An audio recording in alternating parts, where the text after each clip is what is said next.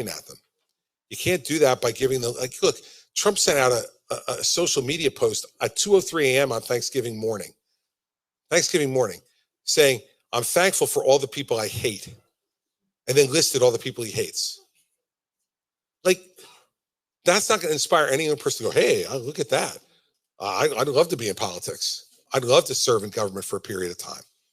I think you have to show them once again by your actions and your words that it is a worthwhile endeavor. It is a noble calling, and that you should spend some part of your life doing something that's bigger than your own self-interest.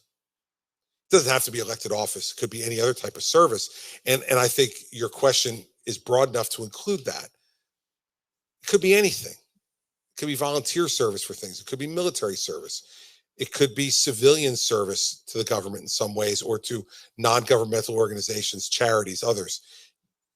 But the president has to let people know that that's something that's valued and honored and desired, and that will respect you for doing it.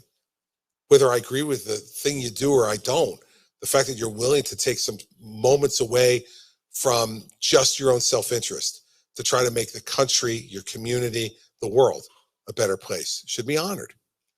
And you can only do that by your example and the words you use, but you've got the biggest megaphone in the world when you're president of the United States. And that's why when I see all these folks who are making excuses for what Trump said here last weekend, words matter. They matter. Lindsey Graham should be ashamed of himself. He said, oh, these are just words. I care more about actions. And words matter. And I think the way to set that example is to have your words be ones that inspire people and that reward people for making a sacrifice.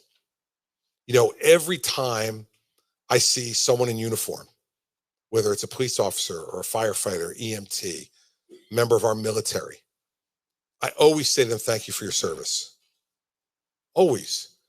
Because I want them to understand that there are people in this country every day who admire them just for getting up every morning and putting that uniform on and be willing to do something that's bigger than just themselves.